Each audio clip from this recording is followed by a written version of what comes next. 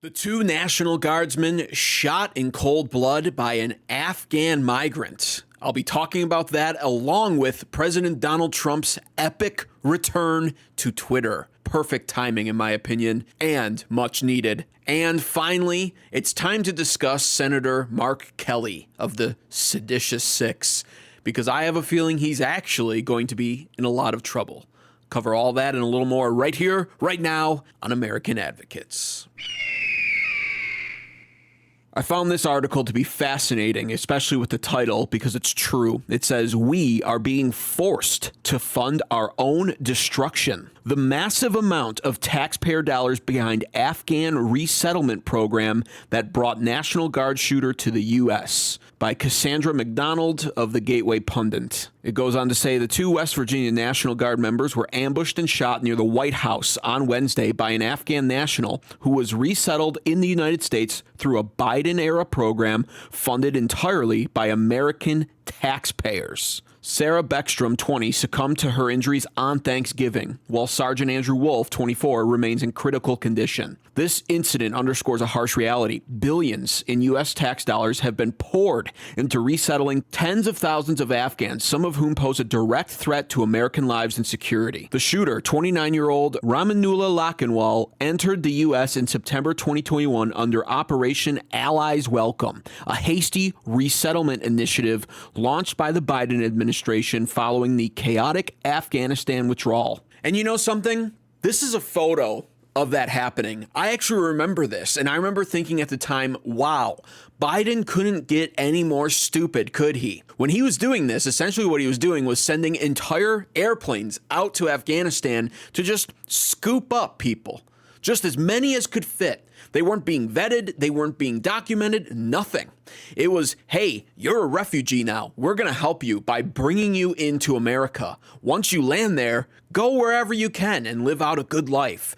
Nobody was properly vetted or background checked or anything. And this photo shows that. And I remember that photo specifically. I remember seeing it. And I remember even being told, of course, by conservative media that a lot of dangerous people were forcing their way onto board these planes, because there was no system in place under the Biden regime here when they were doing this. It was first come, first serve, get on the plane, get out of your country and come to America. And that's exactly what they did. And it's leading us to an absolute disaster now.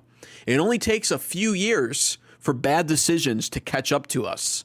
And that's exactly what we're seeing happen. Back to the article, Lakanwal, who had previously worked with the CIA and Afghan partner forces in Kandahar. Now stop right there, because already the fact that it's come out that he worked with the CIA should be an eyebrow raiser to everyone.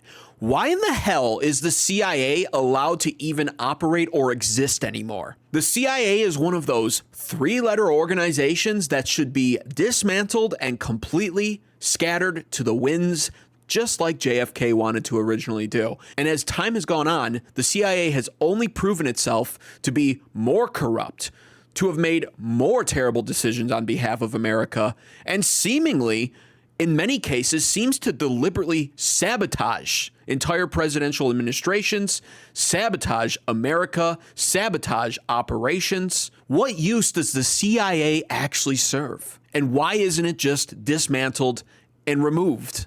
We don't even need them. Why do we have so many different intelligence organizations within the government? We have national intelligence, Homeland Security. We have CIA. We have FBI. I might be missing some. But why so many? We literally don't need all that. And the CIA has proven itself to be incredibly corrupt. I would say borderline evil oftentimes. To show you, he was part of this CIA-backed elite Afghan unit. And this right now shows some details where they operated in Afghanistan, but also the vetting process. Supposedly they went through biometric screenings, in-person interviews, which is very interesting. And Lakanwal's connection here, he was assigned to this O3 unit, recruited and trained by the CIA to fight against the Taliban. Known that this group Also, Rebecca, known for their brutality and called death squads. So you take that last point there that I just said, right? That they're known as these death squads, quite brutal. And that this man also went through a one-on-one interviews, so we understand. Now, the reports that I'm seeing on this guy state that he's originally from the state of Washington. That would be on the west coast of America, meaning that this guy drove 2,700 miles, all just to shoot two of our National Guardsmen in the state capitol. And so if those reports are true, you cannot simply tell me that this was spur-of-the-moment rage or lunacy. This was completely premeditated and probably planned. Now, the question is, of course, with his CIA ties, how planned was it? Because 2,700 miles is quite a long drive. That's a lot of time to be alone to your thoughts, all just to decide to go through with it. So what was going on here? Was this guy put up to doing this? Was this planned by him and a couple of other people at the very least? How involved was the CIA with him currently? That's what I want to know. And I also want to know, could this messaging that we saw just the other week have had anything to do with this? A lot of people got upset about the video. And let me just say, they are trying to wield fear. These videos coming out of places like Chicago, it makes me incredibly nervous that we're about to see people in law enforcement, people in uniform military get nervous, get stressed, shoot at American civilians. It is a very, very stressful situation for these law enforcement and for the communities on the ground. So it was basically a warning. They are trying to wield fear. Look, if you're going back to Nuremberg, right? This is about who we are as Americans and how we're going to engage with people who we disagree with. They don't want to be talking about the deployment of the military in our streets, the deployment of federal law enforcement in our streets. We're about to see people in law enforcement, people in uniform military get nervous, get stressed, shoot at American civilians. They don't want to have that public conversation because they know it goes to the heart of who we are as Americans, as a democracy. Senator Alyssa Slotkin, former CIA officer. I want to speak directly to members of the military. And the intelligence community can refuse illegal orders. But whether you're serving in the CIA, and know that we have your back. I need you to stand up for our laws. Don't give up the ship. Yeah, that's Senator Slotkin there, and she's former CIA as well. You may recognize her now as one of the official seditious six, they're being called. And after putting out that messaging just about 2 weeks ago, we now have two National Guardsmen who were shot openly just outside the White House in Washington, D.C. by an Afghan national who was also part of the CIA, working in Kandahar as part of a death squad, who was allowed to come to America basically for free, start up a life, live off of taxpayer dollars because, oh yeah, let's not even get started on that one. Actually, you know what? Let's get started on that one. This is Rahmanullah Lakanwal. He has a wife and 5 kids who were all moved straight into the Walton Place apartments, which is, of course, subsidized housing, meaning that taxpayers pay for that. Now, the waitlist for American families who are really actually struggling and could benefit from this housing is around 6 months to up to 3 years. But here, when you have Afghan nationals who, for some reason, we've just decided as a country we owe everything to them. I don't know why. But these guys get to come in, push aside elderly Americans, disabled Americans, struggling veterans, and instead of rooms in these houses and apartments going to them, it goes to somebody like this who just decides one day to drive 2,700 miles across country to shoot 2 National Guardsmen, killing one of them and leaving another one in critical condition. That's how he repays our country and our taxpayers, by shooting Americans. And now you should be able to easily understand why this article is titled the way that it is, because we are indeed being forced to fund our own destruction. But even more curiously, I just wanted to point out that, this Rahmanullah guy worked for the CIA, and so did Senator Slotkin, who was one of the seditious six, calling for intelligence agents and military soldiers alike to disobey the president if they think he's giving out an illegal order. The timing of this is just interesting. And, the Democrats are pissed at Republicans for tying these two events together, because in their eyes, what Senator Slotkin and the rest of her seditious six crew did was simply remind the military to disobey illegal orders. But I'm going to cover all of the Seditious Six events happening later on in this episode because there's a lot going on there, and these people are going to very likely actually wind up in a lot of trouble. I just wanted to draw on the ties here because I don't believe in coincidences. And speaking of not believing in coincidences, let's finish up this report right here so that I can share some more breaking news with you that is also very likely not a coincidence. That's why I'm really glad the president is going to go and look at other cases, and we must keep an eye on this radicalization of Islam and this threat that, frankly, now is inside our borders. You know, there's been reporting that those who knew the suspect when he was younger say that he had mental health issues because of what he witnessed in Afghanistan. So you got to wonder, without painting all of the people who are here from Afghanistan with one brush, whether or not there are others, though, who could possibly be suffering the same type of issues. Ah, yes, the CIA just loves those people with mental health issues. The lone gunman. Gee, I wonder if it's all connected. I'm not here to 100% concretely state that it is, but it makes you go, doesn't it? Also, are there more out there like this? The answer to that question has already been presented to us with more breaking news. Because as it would turn out, yes, in fact, there are.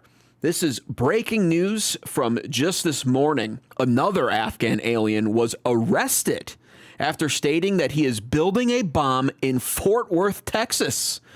Mohammed Alakaze came in under Operation Allies Welcome as well, maybe on the same plane with the Rahmanullah guy who shot two of our National Guardsmen. I bet you they were buddies. It is time to get these people out of our country. It is time for Americans to stop worrying about being so insensitive and so politically correct. Here's the bottom line. Immigrants need to get out of America. Get them the out of my country. I was born here. I don't want to have to go outside and worry about some imported enemy brought in here by some administration who hates me because I'm a white conservative Christian man and are therefore actively trying to replace me. The era of not being allowed to talk about it is over with. It's out here now in plain view for everyone to see, and we can all see with our eyes what exactly is happening. So get them out. And I'm not just talking about the illegal immigrants. Get out all of these people. Denaturalize them if needed, and get them out of America. They're not compatible with Western values and ideals. Their religion by default makes them incompatible with us. And you know, I want to point this out too when it comes to this guy right here who's arrested now for stating that he was going to just build a bomb in Fort Worth, Texas. Take a look at this criminal record. Why is it that an Afghan whose race, quite honestly, is much closer to being African, is labeled as a white man on this Texas criminal record? Why is that happening? Could it be because deep state officials within our government can't stand those FBI statistics when it comes to per capita crime? I don't know. Maybe they're just slowly trying to make up for it so that once again they can make white people out to be the bad guy. Kind of just like how they like to say Republicans are more guilty of violent crime than Democrats. And the way they skew those facts is by literally counting violent white supremacist crime happening within prisons from like the Aryan Brotherhood, which they assume are all Republicans. That's how they skew that fact. Now, it looks like with criminal records like this, they're just labeling Afghans as white people. Kind of like the term that we heard back in the day that was also laughable, a white Mexican. What in the is a white Mexican? It's got to stop. It's got to stop, and we got to stop letting these people just come into our country because we feel pity for them. And you know, I want to point this out because it's not just the Democrats to blame for all of this. Guess who on our list of favorite neocon rhino Republicans was massively in favor of this Joe Biden bill bull that allowed these Afghans to come into our country? None other than Senator Lindsey Graham. We're going to get this done. This is the right thing to do. There is no other ending that is acceptable to me. The people who were there with us in the fight that are here in America need to stay. This will be their new home. So we have a moral obligation to these people. They will make great citizens over time. What is it about the boomer generation that is so soft, may I ask you? Because I've talked to so many boomers in person, Republican and Democrat alike, and let me tell you, there are a lot of stupid Democrat boomers out there, but even the Republican ones are so soft about this. I remember when Trump was voted in just last November, talking with a boomer Republican who was devastated on behalf of all the illegal immigrant farm workers. That was an actual concern of his. What is it about that generation that is so soft with this bull empathy for everybody other than Americans and American workers? And according to all of them, American workers just don't want to do those jobs. And so if we don't have illegal immigrants in this country, our economy is going to fall apart. The brainwashing with them is absurd. And every time I see some old fart up there like Lindsey Graham talking in tropes, talking in nonsense boomer slop rhetoric like that, we owe it to them and they're going to make great citizens. Do they though? Because one's trying to make a bomb in Fort Worth, Texas, and the other one drove 2,700 miles across country to kill a female National Guard soldier and critically injure another one who might not make it. Right outside our White House, by the way, and on the eve of Thanksgiving, one of our beloved American holidays. They make great citizens? Go yourself, Lindsey Graham. Go yourself. And for the love of God, South Carolina, I believe is his state where he's a senator, primary this. Get him the out of our politics. Lindsey Graham doesn't belong here. He belongs in Ukraine and Israel, the two countries he cares about far more than us. And on the topic of primarying, here's a list of everybody, GOP senators specifically, who voted in favor of Biden's Afghan refugee resettlement. You can see highlighted there, of course, Senator Lindsey Graham. He is from South Carolina, like I thought, Republican. Get him out. But get all the rest of these out, too. Roy Blunt, Richard Burr, Shelby Capito, Bill Cassidy, John Cornyn, Mitch McConnell, he's retiring, thank God, Lisa Murkowski, Mike Rounds, Richard Shelby, Tom Tillis, Todd Young. I won't go so far as to call all of them traitors, but what I will say is none of them belong as officials in our politics any longer. Very likely what these people are the worst kind of rhino Republicans, traitors to their own party, who are willing to sell their votes to Democrats to get passed, which is, by the way, why so many Republicans despise Donald Trump, because Trump actually knows how to win, at least initially. Fault him all you want for everything he's done this year or hasn't done, but Trump knows what to say and do to win, and Republicans aren't in the business of winning anymore. They're actually in the business of losing and then selling their vote to Democrats. I can't prove that, but my God, just take a look at the patterns throughout the history of this country, especially over the last couple of years. Republicans despise winning, and more, they despise having to represent young Americans who they can't relate to. These boomers have to go, and all of these rhinos need to get out. We need America First politicians in office, bottom line. And we also need something to finally be done, something firm.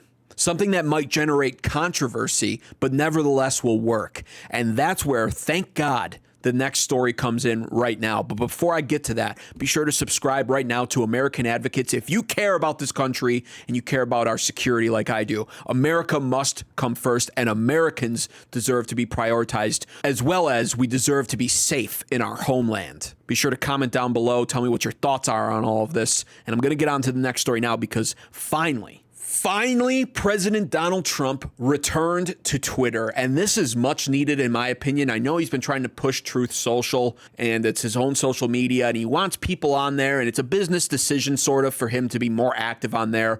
I sort of understand it, but as the President of the United States, there are things happening that are more important than making your own social media a success. And restricting yourself off of a platform like X, which Elon Musk thankfully purchased and has made more free. I won't say completely free because there are certain words you still can't use on there, certain things you still can't say without getting your account restricted. I found that out firsthand. But it's more free than most other social media platforms where you can openly at least discuss political events and not have to worry about being restricted or banned just because you have a certain take on things. And President Donald Trump needs to become an active part of that social forum once again. And you can see the response that has happened over the last couple tweets from him on there. Now that he seems to be returning on there, just look at some of these posts. There are 33 million impressions. This one has 44 million. This one, 23 million. And this is the one that I want to address right here, because this is President Donald Trump finally receiving our call to action. On Thanksgiving, I was busy stuffing my face, and Trump was busy just tapping away on his phone, just like it was 2016 again. This is the Trump we want. I'm going to read this to you and break it down, because this is perhaps one of the most important tweets he's ever put out. He says, "A very happy Thanksgiving salutation to all of our great American citizens and patriots who have been so nice in allowing our country to be divided, disrupted, carved up, murdered, beaten, mugged, and laughed at, along with certain other foolish countries throughout the world for being politically correct and just plain stupid when it comes to immigration. The official United States foreign population stands at 53 million people, according to a census, most of which are on welfare from failed nations or from prisons, mental institutions, gangs, or drug cartels." Now, here's the worst part about that. I can never remember the total population of America, but we are somewhere at, 350 million? And so if it's true that our population currently is 53 million immigrants, illegal and otherwise, what that means is 1 out of every 7 people you come across in America is currently an immigrant. And that number is just far too many. Again, this is a reality that people don't want to hear.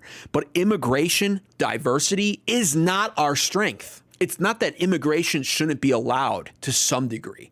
But what we've done is, especially under Biden, but even under Trump's first admin, under Bush, post 1965, I'd even say, we have allowed far too many people into this country, all in the name of adding value to our economy. And it's not working. It's harming Americans. And he's also not wrong when it comes to welfare. I've done previous stories on SNAP benefits during the government shutdown, and I will never forget this chart that I discovered while doing my research on that.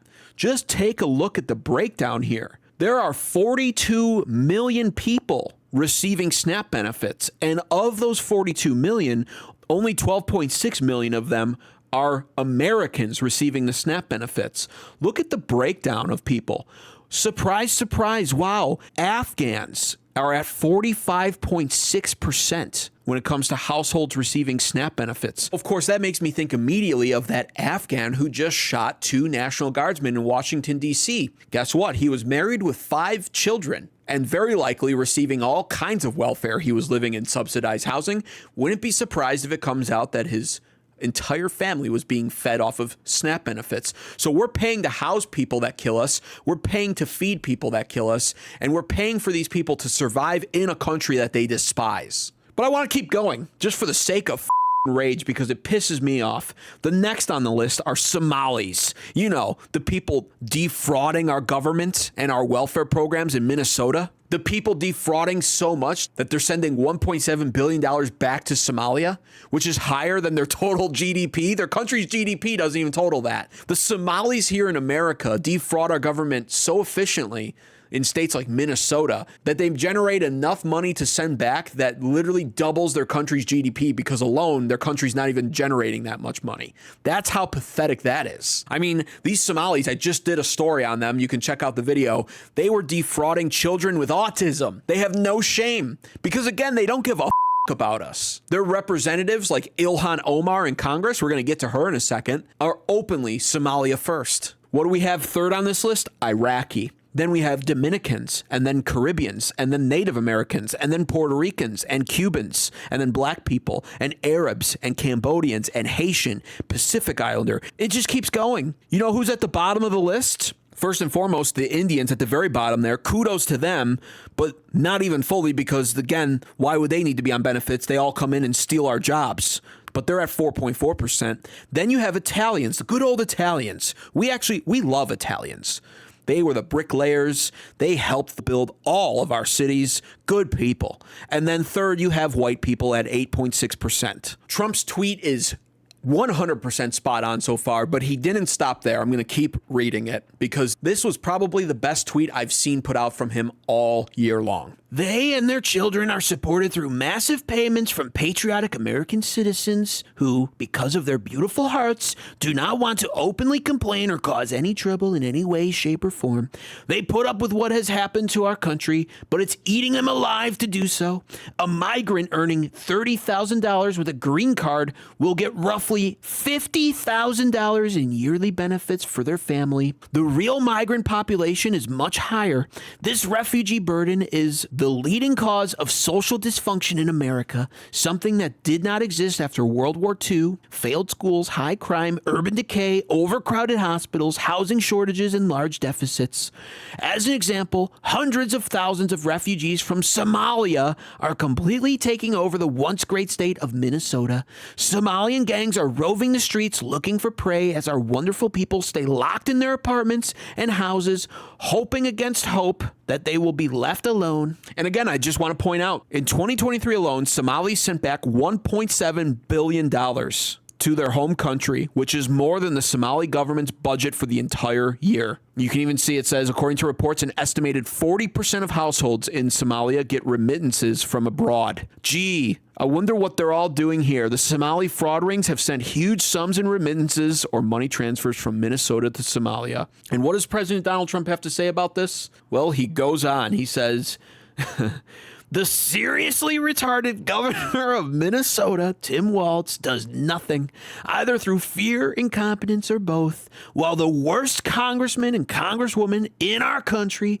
Ilhan Omar, always wrapped in her swaddling hijab, and who probably came into the USA illegally in that you are not allowed to marry your brother, does nothing but hatefully complain about our country, its constitution, and how badly she is treated, when her place of origin is a decadent, backward, and crime-ridden nation, which is essentially not even a country for lack of government, military, police, schools, etc. And when it comes to the authenticity of Ilhan Omar, whether or not she's married her brother, the reports are still not entirely confirmed. However, Steven Crowder has apparently received marriage documents that he insists prove that Ilhan Omar did in fact marry her brother in order to gain citizenship in America. And so it's still a debated topic, unfortunately. But I gotta say, under the Trump administration, which now has complete control of our government, essentially, this needs to be investigated because Ilhan Omar truly is one of the worst representatives in our country. She hates Americans. She hates white people, despite marrying one, apparently, after, of course, breaking off her marriage with her quote-unquote brother, which we can't prove. But despite all of that, she's the worst, and she's openly Somalia first, America last. She thinks our country needs to change. It doesn't get worse than having that as a representative, and she's a living example, in my opinion, of why first-generation immigrants, even second-generation ones, should not be allowed to serve or hold any political office in this country. They do not assimilate, and then they use their elected power to advocate for their home country more than the American people within their districts or states. It's a disgrace, and it's honestly disgusting, and Americans are sick of it. And if Ilhan Omar has in fact married her brother and gained citizenship then technically illegally, just deport her. Just get her out. Don't worry about coming across as a tyrant. The Democrats already call Trump a tyrant. There's nothing you can do about it. They're never going to change their opinion. Nothing you do, or especially don't do, will sway them otherwise. That's the rhetoric and narrative that they're hell-bent on maintaining for the entirety of Trump's presidency. They will not drop that narrative. They will be lying in wait for every little thing Trump does to call him a fascist and a tyrant and an authoritarian, no matter what he does or doesn't do. So why? Why would you restrict yourself to try to win over the media and the press? Most Americans, by the way, see right through that bullshit anyway. Young generations do not watch the news, and for good reason. And so when things like this Ilhan Omar topic come up of, wow, she might not even be here legally because she may have married her brother, just deport her. That's it. Bottom line. Trump would finish up by saying, Even as we have progressed technologically, immigration policy has eroded those gains and living conditions for many. I will permanently pause migration from all third world countries to allow the U.S. system to fully recover, terminate all of the millions of Biden illegal admissions, including those signed by Sleepy Joe Biden's auto pen, and remove anyone who is not a net asset to the United States or is incapable of loving our country, end all federal benefits and subsidies to non-citizens of our country, denaturalize migrants who undermine domestic tranquility, and deport any foreign national who is a public charge, security risk, or non-compatible with Western civilization. These goals will be pursued with the aim of achieving a major reduction in illegal and disruptive populations, including those admitted through an unauthorized and illegal auto pen approval process. Only reverse migration can fully cure this situation. Other than that, happy Thanksgiving to all, except those that hate, steal, murder, and destroy everything that America stands for. You won't be here for long. Like I said, probably the best tweet he'll have wound up putting out all year. Perhaps one of the best tweets he winds up putting out his entire presidency.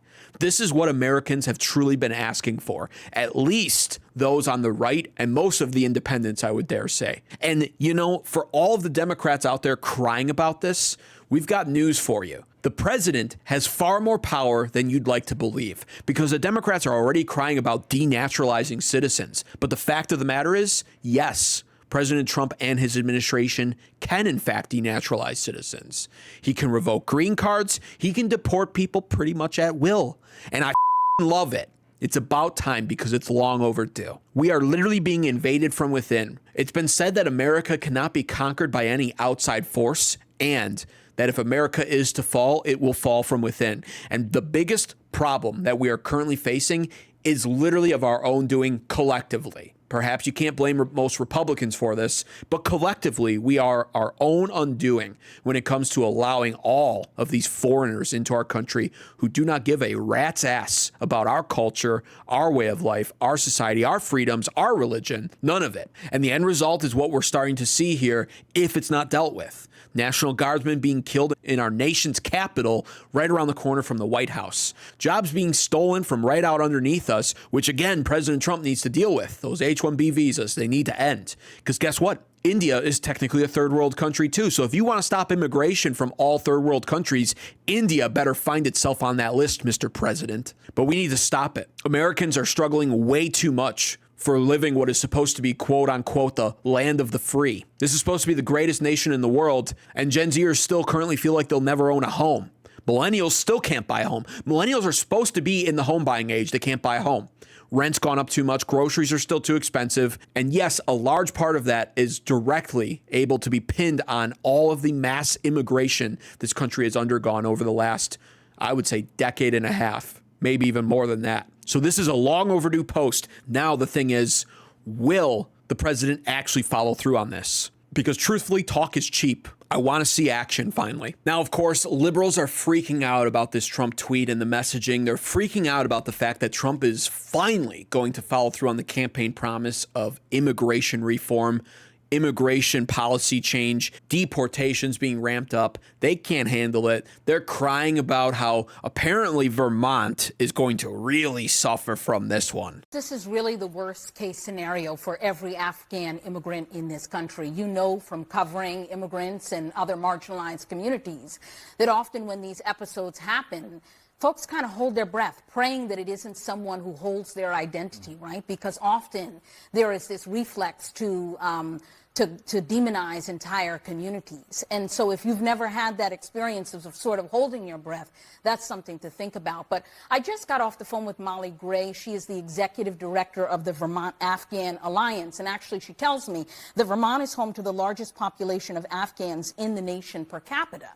And so she does work with these communities. They are frightened. Some of them are not leaving their homes out of fear of retribution. But also, many of them are deeply integrated into the small towns across the state at this point. And she says from a real practical perspective, the state is very reliant on Afghans and the immigrant workforce because of the shrinking workforce and very small tax base in the state. Thank you for helping make the argument for me on why all of these people need to be deported. Because apparently there are so many of these people in our country now that some of our entire state economies are dependent on them. That's not a good argument to present. That is just an eyebrow raiser. That makes it sound even worse. And truthfully, it helps fortify my position on why we need to get them out of this country now. It should be Americans who are overwhelmingly the reason for a good and healthy economy. We don't need foreigners in this country to boost our economy. It should never be that way. We just need a stronger and better economy, and we need a return to better values in this country. And what even is a Vermont-Afghan alliance? Why does that exist? All of these special interests and lobbies and protectionist groups, they're so stupid. America first, America only. That must be the creed going forward, because otherwise you get stupid crap like this, and it's always the women that push this nonsense with their suicidal empathy. Oh, what about the poor disenfranchised Afghans? I mean, they're a war-torn country. We really should bring them into this nation and feed them and clothe them and house them. What about our own veterans? Why do I see so many homeless veterans? Why have I received so many comments on this channel, this small channel? I've received comments several times over the past year from our veterans talking about how they're being priced out of the housing market. Not even owning a home, mind you. They're being priced out of renting. We need to take care of our own. I gotta be honest with you. I truthfully don't give a flying about Afghan immigrants in America. I just don't. And I will smile as I watch them all be deported. It's time to fix this economy. And the number one way we're gonna do that, in my opinion, is mass deportations. Because the law of supply and demand dictates the more people you have after something, the more in demand something is, the higher the price is. And there are so many more things at play when it comes to our economy than just immigration, but it is certainly one of the leading causes for why everything is too expensive. Not to mention, it's more expensive for Americans, all the while these people are leeching off of our systems and getting all of their for free, and they show their gratitude by apparently killing us. It's bullshit, and we need to tell stupid women like this to just shut the up already. Our Department of Homeland Security X page says it the best. The stakes have never been higher, and the goal has never been more clear. Remigration now. And then they post a link on how you can help arrest them. I love it. ICE.gov.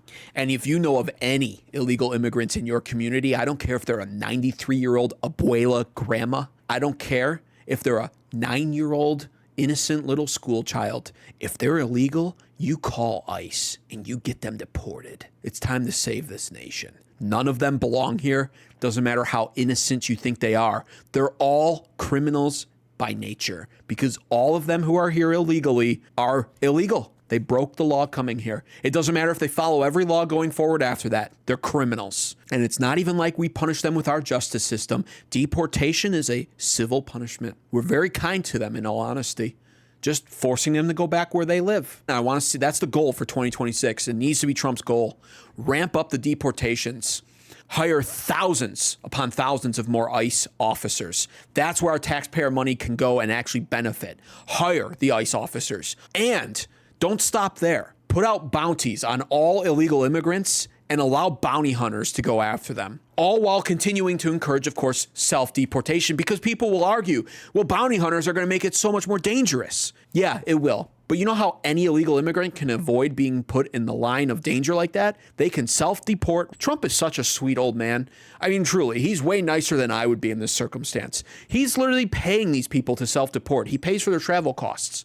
Last time I checked, they were giving him, what, $1,000 for a nice, comfortable return flight home? You can literally check in on an app and say, yeah, I'm here illegally. I do like this country, though. I want a shot of coming back legally again, so I'm going to deport myself right now. And they'll go, no problem. Here's $1,000 for your travels. Come back and reapply for citizenship the correct way. That is so kind. I wouldn't extend that kind of a courtesy. I don't give a damn about these people like Trump does. Trump truly is a generous, sweet old man. And so that's how they can avoid all of this. But in the meantime, if they're not willing to do that, then call in the bounty hunters and hire tens of thousands of more ICE agents. If you agree with that, be sure to leave a comment down below and subscribe to American Advocates for more content like this. I'm going to move on to the final story here now, which is, of course, this absolute moron, Senator Mark Kelly. One of the members of the seditious six, and perhaps the one who stands to lose the most when it comes to justice coming after him now for his blatantly seditious messaging. Senator Mark Kelly is absolutely panicking, so much so that he went on Face the Nation to address all of this.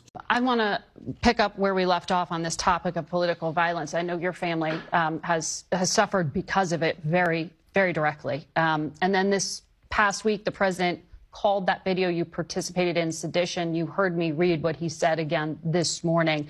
Sedition at the highest level and a major crime. Do you have credible threats? How concerned are you about your security at this point? Well, Margaret, what the president said is very serious. I didn't think he would step over that line. Now, right away, I love this because that's perhaps the most honest thing he said. I didn't think the president would step over this line. This is exactly why it's so important to be firm when it comes to consequences and justice. Because once you lay down consequences like this, it deters all future behavior. He didn't think the president would cross that line. And then there Trump was, reminding everybody about the consequences of sedition, which, yes, is possibly being executed for it. And of course, the Democrats, oh my God, he was calling for the death of congressmen. Well, no, actually. The same argument that these sleazeball, bad faith, disgusting Democrats want to use in favor of people like Mark Kelly here, they were only reminding the soldiers that they can disobey illegal orders. Well, fair enough, I guess, right? But if you want to be that bad faith about it, let's just use your same logic in regards to what President Donald Trump put out on Truth Social. He was simply reminding people what the consequences are for seditious treason. See how that works, you scumbags? But even better than that, the president doing this has reminded people that there are consequences out there for bad actions like this. Because all along, the Democrats have detected weakness in President Trump himself, I gotta say it, as well as his entire administration. No thanks to people like Pam Bondi, who just absolutely have no spine. But what they're doing at this point is they've gotten away with so much that they are just daring the Trump administration to act. They're daring them. And in the back of their mind, they just don't think anything's ever going to happen to them. And in most cases, I got to be honest with you, I don't think anything will. But this might be a different case right here for a whole host of different reasons. And I'm going to break all of that down in just a minute. Calling for the execution of members of Congress. And his words carry tremendous weight, more so than anybody else in the country, and he should be aware of that. And because of what he says, there is now an increased threats against us. I'm not going to get into, details on my personal security, but as the husband of Congresswoman Gabby Giffords, I understand what political violence is. The president should as well. Just like Gabby, somebody tried to assassinate him, and he should understand that his words could have serious, serious consequences. It's so funny watching a two-faced Democrat slimeball sleazebag politician speak about the president and speak in a way where they don't even see the irony of it. President Trump should be aware that his words have consequences. Maybe you should be aware that your words have consequences. And here's the thing. Here's why I'm making this video today. Because the Democrats are arguing in such atrociously bad faith about all of this. Again, they only call for troops to disobey illegal orders. Here's the problem with that argument. 18 U.S. Code 2387. It's very specific about what sedition is. Activities affecting armed forces generally. Criminalizes knowingly advising, counseling, or urging any member of the U.S. military to disobey, desert, or refuse lawful orders with the intent to interfere with military operations or loyalty. Penalty. The fact of the matter is, Senator Mark Kelly was not within his rights to put out such a video because we all know, first of all, the video is done completely in bad faith. The president has not instructed our soldiers to carry out any illegal or unlawful orders at all so far. But there's a whole host of problems that tie in with this. You cannot knowingly advise or counsel soldiers to disobey the president. Because it gets deeper than just, well, they said illegal orders. No, here's why. The Uniform Code of Military Justice mandates obedience to lawful orders from superiors under Articles 90 and 92, punishing willful disobedience of valid commands. A lawful order aligns with the Constitution, U.S. laws, treaties, and military regulations. Here's the most important part. It's presumed valid unless it clearly directs an illegal act like murder or torture without justification. That's right. When the president, the commander-in-chief of America, gives the military orders, those orders are automatically presumed valid and legal by default. And it's not like the president just sits there, Trump or otherwise, and just for 5 minutes thinks, oh, I want the military to do this, and then buzzes some button and orders the generals to move. These orders are given out carefully. And for all you out there with TDS, it doesn't matter that it's Trump. They're given out carefully. There are legal teams even centered around all of this. He's counseled by members of the military, generals, Pete Hegseth, and then the orders are given. These orders are not given on some sort of decree or whim within a moment's notice, unless we're under attack or something and it's an emergency. And even then, there's usually a situation room meeting. And so knowing that the president's orders, or that any general's orders, any superior in the military who gives orders, it is presumed by default that they're legal orders, means that the soldiers must obey those orders. And it also means that people like Senator Mark Kelly, who are completely without excuse because he served in our military, knows this as well. And so when I bring you back to 18 U.S. Code 2387, criminalizes knowingly advising, counseling, or urging any members of the U.S. military to disobey, desert, or refuse lawful orders, it should all make sense to you. What Mark Kelly did, in fact, was encourage U.S. soldiers to disobey lawful orders, because the president has not given any unlawful orders. He has not given any illegal orders, and all of his orders given are presumed legal, unless they're blatantly illegal, and none of them have been. Furthermore, one of the biggest conflicts of interest, I would say, in all of this is they are willfully trying to confuse soldiers in our military when it comes to what orders Trump gives and what legal ground they're on. Why? It's because this entire time, President Donald Trump has been challenged every step of the way. The messaging from the Democrat Party as a whole, using all of these low-level district court judges, is basically, oh my God, this guy's not a president. He's a dictator. Everything he's doing is illegal. We must use these judges to try to stop him. It doesn't matter that they're failing, by the way, because the Ninth Circuit Court of Appeals, which is mostly Democrat, overturns these low-level district court judges and most of the time rules in Trump's favor. And if they don't, it goes to the Supreme Court, which almost always rules in Trump's favor.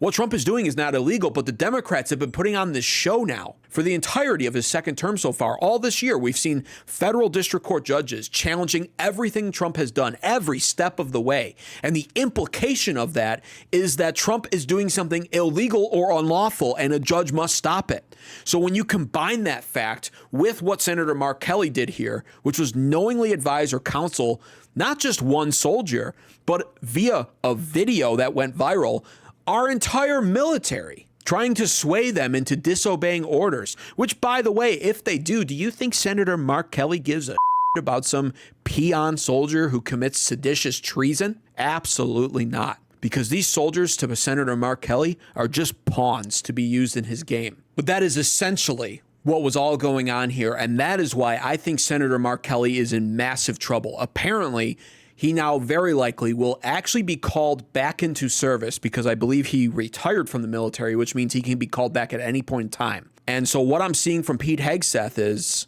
he's going to be called back into service, and then he's going to face the military courts, where he'll be court-martialed, I believe, and hopefully thrown into maybe even military prison. And he totally deserves it. But all of this was to answer the common comment that I get on all of my social medias. I'm on TikTok, and I see this all the time on TikTok. Only illegal orders. They were only persuading them to disobey possibly illegal orders. You ask them which ones, they can't name any because there are none. And again, the most important takeaway from this, when the president, the commander-in-chief, gives the military an order, it is presumed by default to be legal and lawful. And that's why what Senator Mark Kelly did was very likely sedition. And he should face charges for this. He should be fined and imprisoned, at the very least. What are your thoughts and opinions on all of this, though? Leave a comment down below. Be sure to subscribe to American Advocates for more content like this. And thanks so much for watching.